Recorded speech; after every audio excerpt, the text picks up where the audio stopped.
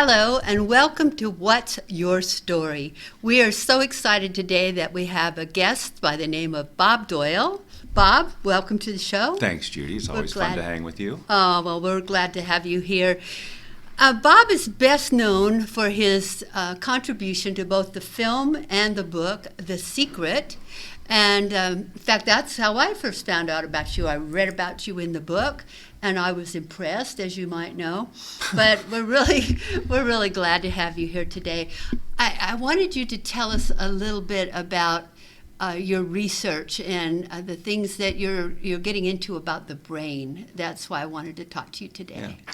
So for 20 years, I've been talking law of attraction, a lot of energy, a lot of vibration, a lot of vision boards, and all those things that people got very excited about when The Secret came out. And I was obviously excited about it several years before The Secret and was teaching it and had courses on there. But what I have discovered after 20 years of coaching and speaking on all this is that even though people are really very interested in the law of attraction and all of it, they're spending so much time trying to figure it out, like the law of attraction, instead of who do I want to be? What do I want to accomplish? They know what they want to attract. They want the $1 million, they want the house, they want the relationship, but they're not focusing enough on who they need to be to get those things. Right. And so... But people think that they can just write it down on a piece of paper, or they can glue pictures on a vision board and it's going to happen, and that you're saying that's not what happens. Well, of course not, because what those tools should do is inspire you and move you into action, right? To be the person who would attract those things. It's not about sitting there being the same person, taking whatever same action you do, have always taken, but because you've got a vision board that suddenly the universe is just going to give you all these things. People forget that we are a part of this ocean of energy called the universe, and it's not the universe and then us. So we're an active role in this whole thing. So people had just gotten away from the practical aspect of creating their reality. And so my shift now to how our brain works and how we get wired and how we are wired and how that moves us into action and thus results is my focus, because chasing the ins and outs of the law of attraction have gotten people just stuck. Yes. But this work, you can get results the very first day if you learn to recognize your autopilot behavior, to see how you are just acting without even thinking and getting these results. So my work now is about helping people to really wake up and just say, so much of what you're doing is on autopilot. You don't think it is, but it is, and it's getting you the same result over and over. So let's show you your autopilot behavior that is stopping you from completing this brain rewiring process, which is what happens to everyone when we learn something new. In this case, we're just learning to be a new version of ourselves rather than a new language or learning to drive or anything else. Well, when you say that, I think back to a time when I wanted a new Mercedes, and I cut out all these pictures for the vision board. I cut out pictures of Mercedes and I pasted them on the board. I put them on my refrigerator. I put them on the visor of my car, put them in the bathroom. I put them everywhere. And then one day I was in Spanish class and I heard the man behind me say to the lady next to him, "Do you know anybody that wants to buy a Mercedes?" So yes, I did attract that, but I think it was more that the pictures made me aware that when I heard this man say, "Do you know anybody that wants to buy a Mercedes?" I immediately thought, I do.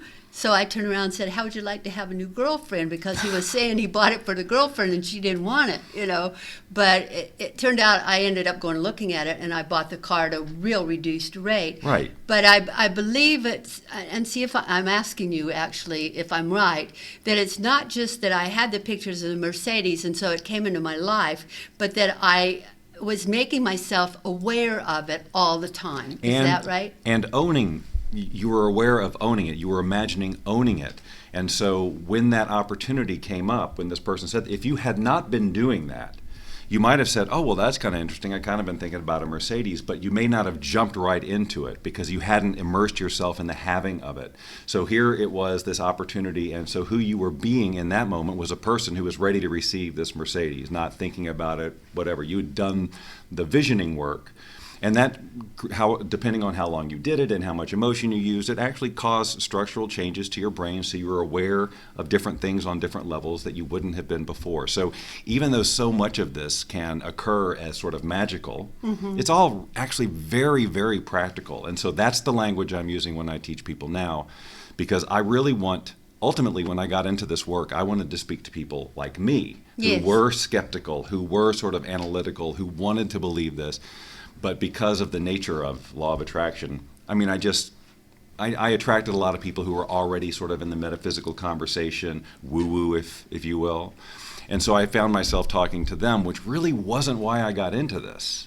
You know, I mean, like I'm happy that my contribution to The Secret and whatever level of the woo-woo conversation I've been in, if it's helped people, fantastic. But I'm really, the biggest passion I have is for helping the people who would not look at the law of attraction or any of that, or the whole concept of reality creation with any seriousness, because it just seems too out there. But when I can make it practical and teach people that, hey, your reality is created in your brain the moment you give your that moment meaning. And that meaning is based on your wiring. That's what drives. Do I like this? Have I arrived? Have I reached my goal? Am I ever going to reach my goal? Do I like myself? All of this happens in a split second, unconsciously. But we can take conscious control of our wiring, just like we take conscious control when we decide we're going to learn a new language or learn anything new. And with the learning comes discomfort, right? Yes. Which is normal. And it doesn't mean the universe doesn't want it for you. So see, these are the types of things I would hear in the law of attraction conversation. If someone tried something a couple of times and it didn't work, they say, well, I heard it was supposed to be easy and just flow, so I guess the universe doesn't want it for me. You are the universe. You have this desire and this passion for a reason. It's because the universe wants to experience it. You know, and you've been given everything you need to make it happen. However, if you've been wired the first 7 years of your life and then some to believe that you can't do it, that you don't deserve it, or it doesn't happen to people like us, or whatever your belief system was programmed, you're not going to take the action. And so you will, if left unchecked, that autopilot wiring literally sentences you to a life of whatever it is. Now, and you'll change, but it'll all be on autopilot based on what comes to you just naturally as a result of the autopilot choices you're making. If you want your life to change radically, you make radically different decisions on a moment-by-moment basis. You go through the discomfort of this new thing until it becomes comfortable. Now you have a new default, a new way of being, a new autopilot. That's amazing. Yeah, but it's just natural. It's the most natural thing. It's what we were born to do. It's not something that we have to activate. It shouldn't be something we have to study for years. It's just we get an idea in our head and we go with it. But it's the ideas that stay in our head that are determining that. And we just aren't taught early on that we actually have control over. Do we believe what we're being told here? You know, but when we're 0 to 7, there's no critical thinking. If our parents say it, it's true. Exactly. And when that wiring is in there, that's the lens through which you see the world. That you see truth that way, and no one's going to tell you different. But somebody else is wired differently. They have a modified version of the truth. They're not going to be told differently because they have all the evidence in the world they need to support what they say is true, and so do you, and so does everybody. So what's true? Nothing really. It's all individual meaning making that's going on, and we have this sort of agreement about some aspects of reality, but we see today more than ever what happens when we come up against different wiring. People believe this is true. Look at the evidence. And then other people look at the same stuff and go, it's not true. So that's why ultimately I tell people, let's mind what you want to do and not worry about what everybody else is believing and thinking. And you don't need to convince somebody that your idea is true, because they're never going to come around that way necessarily. You are in charge of your life, your experience, your meaning making, and we get so distracted with making sure that everybody's in agreement with us that we don't progress. When you say you are the universe, are you saying that there is some universal intelligence out there that we have in our brains as well as other people have? I think we have access to it, for sure. I mean, we are, again, the universe is just this massive ocean of energy, right? But depending on how it's vibrating and it all comes together, and we are this cluster of energy that has been given this amazing gift to perceive the rest of the energy, which is just, as we know, it's just atoms and invisible stuff. But we get to perceive it as physical. We get to have passions and emotions and the ability to take action. This is why we should know that we are meant to do these things. We're not an accident. We are divine creation, an outgrowth of the universe. And we're like the universe's feelers, right? The universe is just this energy, and it says, I want to experience everything, all of it, all of what I am. And we give it a very unique experience of itself through our emotions and through being able to just be a human being. So if we can get that and realize that it's our divine right and intention to have the life we want, and it's not something that we have to earn or deserve or be worthy of. We are here, it's ready to go. Then it's so much more empowering, and it really is so simple. It sounds simple, but what if I'm one of those people that believes that I'm not worthy, that I'm not worth anything? I mean, somebody's programmed that into that person. And so how can they overcome that? How can they use the principles you teach and change that? Well, they have to first, in a situation like that, it would be some coaching that I would give them to get them to see the truth that that's just not true, that it is just a perception. When they can get that they are in fact making meaning out of that someone told them that, and for whatever reason they made it mean something, we can get them there. It's just I love logic and walking people through it step by step so that they can see that they are in fact, that it's not true that they're not worthy. But we also have to acknowledge that the wiring is there and it's very strong, but if they are committed to a life of feeling worthy, then we can help them do that. They just have to know that it's going to feel really awkward and uncomfortable at first, and that's normal, but it's worth the journey. It's worth going through it. We have tons of tools that we give people that we work with to deal with the emotional ups and downs. There's so much chemistry involved too. When we react, if we're feeling disempowered or angry, our body produces all of these chemicals, and we can go, oh, I'm on autopilot all we want, but when we're in it, we're in it. And you don't need to hear my voice saying, hey, just make a different choice, right? But now that's going to be the reaction at first. However, that is ultimately what you're going to need to do. You're going to need to say, okay, I'm just autopilot, just autopilot, just autopilot. The more you recognize it, even though it feels really true, the more you recognize it as just an autopilot reaction and not the truth, the impact of the response will be less and less and less, and you'll have more of an ability to consciously come up with something else to do. Yeah. I know that you seem very, very driven. I think as people watch you, they see your passion and they see that you're driven. How does this affect you personally and professionally to be driven by these beliefs? Well, so what really drives me is the belief that we are all here to creatively express ourselves. And if we do not express ourselves, if we do not express what's in us to be expressed, that's when depression sets in, resentment sets in, and we just feel off track, and we see it everywhere. So my life is, and my career has always been driven by wanting to be creative. When I first started, I knew I wanted to be in broadcasting and in radio and just be silly and do voices and voiceover and all that. And you have the voice for it. And I do that stuff still today, but for a long time I thought that wasn't going to be part of my future, because when I did it for about 7 years and I realized I'm in this major market, I'm still new to this industry, I can't really do all the things I want to do. I got to work my way, and I just got frustrated because I was young and impatient and like, no, I want to do it my way. Right? And so that led me around to, well, what career path will let me express myself creatively? And so that's when I tried a bunch of different things and nothing was working, which is what ultimately led me to looking for the answers, which eventually led me to the law of attraction. And then I just sort of accidentally got into teaching it. I mean, this was not something I aspired to do, like be in the public or be, known, certainly not like a thought leader or a teacher or a coach. And none of that was on my radar, helping people. But when I had my results, I just felt drawn to share. And then the more I learned, I made a critical decision that I wanted to be more than just a sharer of this information, but a true conduit. It was like lit me up, like, my gosh, people can really be, do, or have what they want. I want to tell people about it the best I can. So I decided at that point very early on that who I want to be in this conversation is someone who can effectively share these principles, teach people, make a difference, to as many willing minds as possible, as opposed to one day I'll be as effective as Joe Vitale or Bob Proctor or any of these other people who'd been in it for a while. Right. I just made the decision, no, this is who I am today.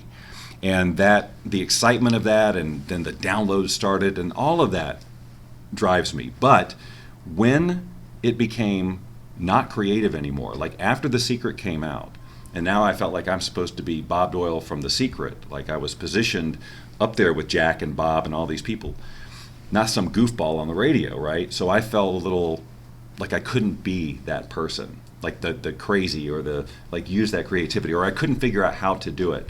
So there was sort of a little personal crisis there for a few years while I tried to figure out, because it wasn't fun anymore.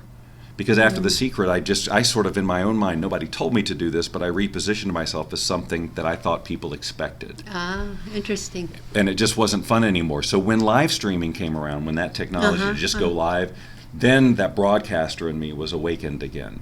And so I just started playing with a little bit more personality or being more silly. And now I have found, this zone of being able to be my true self and still make a difference with this message, because I still am excited about it. Honestly, Judy, it's 20 years I've thought about leaving this, work for a while. It wasn't ever really my main goal. I've got a lot of creative things I want to do still. Has it been 20 years since that book came out? No, but it's been 20 years since I've been teaching this stuff. Oh, the book I is see. 15, 16 years old. Wow. Yeah. So, but every time I try to kind of leave, something would pull me back in. Like, I don't know. So I'm in this conversation. This brain rewiring aspect is especially fulfilling because I see it work so fast for people, and they're having these ahas, they're having their shifts, they're becoming the person they need to be so that they will attract these things that they want without worrying about getting it wrong. I mean, that's the time that people spend worrying about getting the law of attraction wrong, or whatever their technique is wrong, is just so much wasted time. And every time they have a perceived failure in their mind, they're reinforcing that wiring, those neural pathways that say, I can't do this, this doesn't work for me, even though it's subconscious sometimes.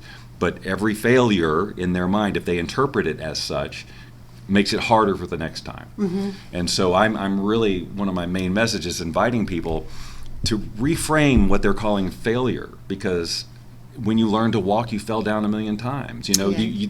These mistakes, this feedback is crucial to excellence, to getting excellence. You must learn as a speaker. You get up and you do terrible, you learn a lot of painful lessons, but then you come out on the other side rewired and strong, and you have to have had those experiences to be effective in what you're doing. And people just want to skip all of that because they think that, oh, there's a genie in a lamp, or I draw a vision board, I get to skip all that. No, you don't. Those things draw, the vision board and all those other tools, they draw you through the experience of growth. Hopefully, they inspire you so that you will consistently act in alignment with who you need to be. Then all of those awesome, invisible, universal energy things, they just happen without you obsessing over them or wondering if they're working or wondering when it's going to happen. It all just, that's where the magic occurs. It's you being completely detached from how it happens. You just be who you need to be and follow what shows up. And be the best you that you That's can right. be. And always be tuned into who that is, and finding areas in your life where I could be a little bit better in this area. People will often ask, well, I don't know who I'm supposed to be. I don't know what those traits are. So then I just tell them to look at the traits that they know are a little bit disempowering that they have now. Maybe they're not on time all the time. They're not always in integrity. Maybe they have an addiction or something they could deal with. Things that they already know that this future version of themselves will not have in their life. Yes. There are things that you can do right now without having to know all the technical or the processes to, well, how did they invent that thing? Start being that person to the extent that you know you can be that, and the rest will just work itself out.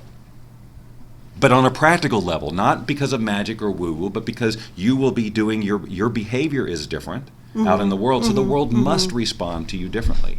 Yeah. Did you think you were going to be this Bob Doyle when you were younger? No, I'm sure I thought I would be much like my dad or whatever. My dad was the one whose footsteps I wanted to follow. He was in broadcasting at a very early age. He did TV weather. I wasn't really interested in weather so much, but that just broadcasting in general. I just assumed I would be doing voiceover or whatever for the rest of my life, But I ended up taking I don't know how many years, 20 years of not doing that, and then saying, why am I not doing that? So I started doing that. And so there's so much else in my life. I mentioned there's all these creative things I still want to do and still enjoy doing that have nothing to do with the law of attraction or coaching or speaking or any of this industry whatsoever. But I commit time to those things because even though they're not making me money or my career, a lot of people don't honor their passions because, well, it's not making me money. But if you don't express those things, just to express them, you're going to feel it.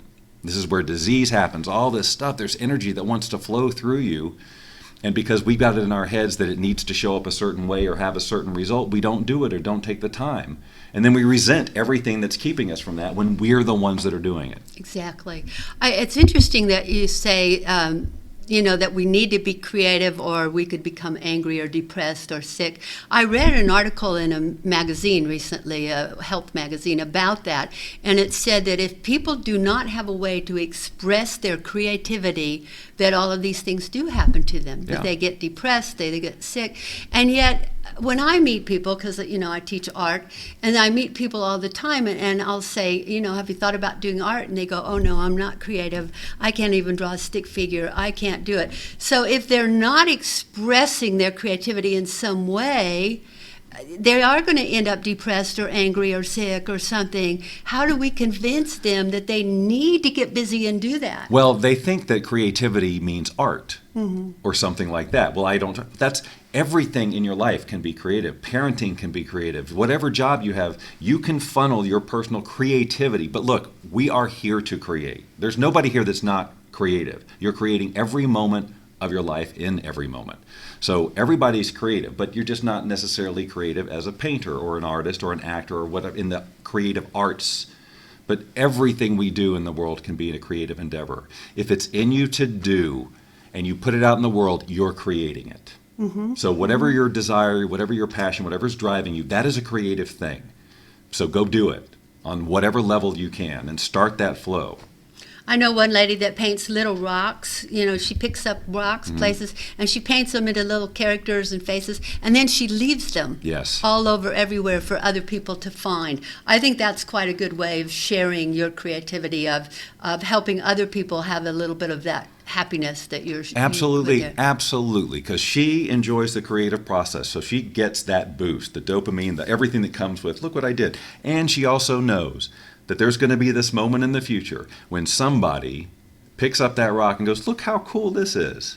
Yeah. And they're either going to leave it there or they're going to take it with or they're going to do something, but she will have that good feeling that was infused in the artwork will transmit and make a difference that she can't possibly, you just never know. No. And so no one should assess themselves so harshly about their creative endeavors. You just never, first of all, there's all taste for everything. You've got, no matter what you're up to, there's an audience, right? But you got to keep putting it out there and realize that not everybody's your audience, and sometimes you're going to get feedback that isn't, but you just skip those people because they're not your tribe. That's one of the struggles with transformation in general is when a person takes on something bigger than they've ever been, the people around them can react very strongly. Who are you to do this? Who are you anymore? And so that becomes a very key decision point for the person. Are they going to live the life that they are being called to live, or are they going to stop so that these people can be comfortable? And the problem is no one's comfortable when you do that. If these people were comfortable, they wouldn't be telling you what you can't do with your life. And you're certainly not going to be comfortable compromising away your life. And it truly is, you're sacrificing your life. I mean, I don't think it's overly dramatic to say that there's some sort of spiritual suicide that you're committing when you decide you're not going to follow your dream for whatever reason, whether it's because of these people and their reactions or not. You're here to do it. So Bob, when people say, I want to be creative, but I've got to pay the bills, I've got to make money, and that keeps me from being creative. So what can they do about that if they have to pay the bills? Of course, we know they have to pay the bills. Right. Well, see, there's a distinction between what you're doing and who you're being. And in The Science of Getting Rich, just a classic work, it talks about this very scenario. What if you've got a bigger goal, but you're in this job here? The idea is you be the future person in this job. You bring that amount of value. You be the very best version of you in this particular job that you can. You have the qualities of the future person, but in this job, and you will progress. You will outgrow energetically where you are right now. But if you keep up with the conversation around, well, I don't have time to pursue this or whatever, obviously you're going to stay stuck because you're not taking any different action. If you want to pursue your passion, you do the job, and then you whenever you can, you do this passion thing. You just keep getting good at it because that's what the future person would do. Yes. They do yes. their passion. You can't, it's this whole idea that you're waiting for something, a sign or a bunch of money or something, so that you can go be that. No, you have to go be that first. Yeah, and I think it's hard. I think it's really hard to be that first because you know that you want to do this other, oh, I bit my tongue. I'm so sorry. So you know that you want to do this other thing, but you're just kind of stuck here doing this, and sometimes we build up resistance and resentment towards this. And how do we get out of that? How do we quit feeling resentment that we're stuck here and just go be that person? But all of that is an interpretation. This whole "we're stuck here," that's a meaning that we're making. Not everybody makes that meaning. It's not universal that a person in a job feels trapped, like they're never going to get to their passion or doesn't do their passion. They're making those decisions to feel that way based on their old wiring. So when they can recognize that that's what's driving their behavior, that it's just wiring, then we can get in there and start to change it and get rid of the resentment. So I'm hearing you say that our thoughts are creating our environment. Well, because they move us into action. Our thoughts are going to, and what we do with those thoughts, the meanings that we make, they're going to drive our next action out there in the real wide world. And that's what's going to get response and results. Mm-hmm. So yes, it all starts with our thoughts. What am I going to say in this moment? What am I going to do? What action am I going to take? What action am I going to justify not taking? All of those things. So the thoughts create our feelings about yes. things. Well, the thoughts, the wiring creates the feelings because we make the meaning. So we have a thought, and then that immediately triggers all these little reactions in our brain. What do we do with this thought? What does this thought mean? And when we have the meaning, that's when the emotion comes. And then that's what drives us. Okay. All right. And so then when the emotion comes and it drives us, that's when we either take action or we don't take action based on what we're thinking. Right. I got it. And so if the emotion that we're having is making us feel small, we notice that. And we go, okay, I'm making a meaning right now out of this situation. Well, how would I rather feel in this situation? And this is something you can take into visualization exercises or meditations whenever you want. I mean, when I work with people, we start and end our day with visualization. Visualizing the day ahead and how we would most like to be. And then at the end, it's like, where did we maybe fall short? What situation today did I kind of go back into my autopilot wiring, and how would I have liked that to go? And we get to visualize with full emotion and feeling, and that process in and of itself will have a biological effect. So the more we run this rehearsal in all the various scenarios with full emotion, we're rewiring our brain without actually even being out in the world doing the thing. Mm-hmm. But then we've rehearsed it so much, so now we're in the situation where we normally would react like that. We've rehearsed it the new way so many different times in so many different ways. Now we just hopefully, as close to autopilot as we can, take that new action. Maybe it's not as autopilot at first and it feels a little cumbersome at first, but the more you do it, the more comfortable it becomes and the more autopilot that becomes. And then as long as we ignore the old reactions and stop fortifying that meaning, that will eventually just dwindle off and die. That's just how our brain works. It's amazing. I remember hearing Jerry Coffey speak. Jerry Coffey was a prisoner of war in Vietnam. And I remember hearing him say that while he was a prisoner of war, he played a round of golf in his brain every single day. And he was like 7 or 8 years he was a prisoner of war. And he said every day he played this round of golf in his head, and he saw himself being really good. Mm-hmm. And when he came home from Vietnam and he did get the opportunity to go and play golf, he played better than he'd ever played before. Yeah, because he rehearsed for freaking 7 years, knowing what he knows. I'm sure there were some tweaks. But like if I was ever in that situation, I would be playing the ukulele in my head all day long. I would work out all of the, like I would, by the end of that time, I'd have perfect pitch. I'd know where every note was, and I could just be, because I would have rehearsed it, heard it in my head. I know enough now that I could extrapolate all that and basically turn mental practice into real stuff. I mean, that again, that's the beauty of our brain. I just think people need to learn this. They need to read what you write. They need to hear what you say. I just don't think most people are exposed to the knowledge that you have. How can people get in touch with you? How can they find out about you? How can they read your books? Well, all things Bob can be found at meetbobdoyle.com. You just want to meet me. And one of the things they can get there is access to this quiz that we give that helps people establish their current wiring autopilot. So, because if you don't know, you don't know. Exactly. So if you take this quiz, and you are given a transformation personality type.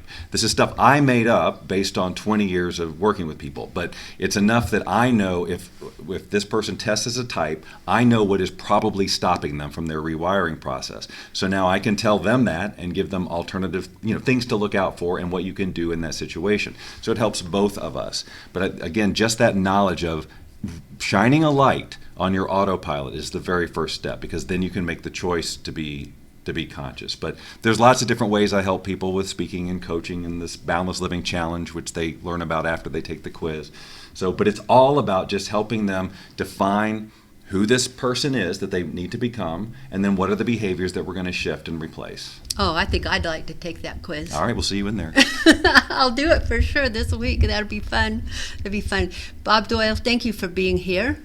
I always enjoy our conversations, whether we're on the air or we're just at home. Sitting around. Yeah, sitting around. It's nice to have you for a friend, but thank you so much for being on the show. I think so many people out there are not exposed to this, and the more that they can learn about it, the more able they are to gear their lives the way they want their life to go. Yeah. And it's never too late. Our brains can always change. They may not change as fast as when we were 0 to 7, but we can still have significant personal transformation at just about any age. Oh, I believe that. Yeah. I believe that. Do you think it might even help with when people are getting older and they go into dementia or Alzheimer's? Do you think that? Well, obviously I'm not a doctor, but I know. would say that focusing your efforts on something that is true to your passion, giving you something to think about, giving you a sense of purpose could definitely help something like that. Yeah, I was thinking maybe it could. Maybe we better go to a doctor and ask them about that. Huh? We'll do it right now. Thank you. Thank you for being here. Thank you. I appreciate it. And thank you for being here. If you'll stay tuned, we have an offer for you in just a minute, and you might like to take us up on it, because you might like to share your story on What's Your Story. Thank you, Bob. Thank you. Do you want to write a book, but you're not sure where to start? Well, what better time than now? You can learn how to plan, write, and launch your book in just 4 weeks. Writing and publishing a book can give you huge exposure, and when done right, will help you establish expertise and authority in your market. When it comes to creating and launching your book, it may be tempting to just dive into the world of writing and publishing, but this can leave you feeling scattered, uncertain of your message, and overwhelmed by your to-do list. This is why so many people give up and books go unpublished and stories go untold. Planning is the answer, and that's exactly what this e-course will help you do every step of the way. When you have a plan in place for how you'll write, publish, and market your book, the process is much more enjoyable and achievable. Go to my website now, JudyMoreo.com. That's JUDIMOREO.com, and learn how.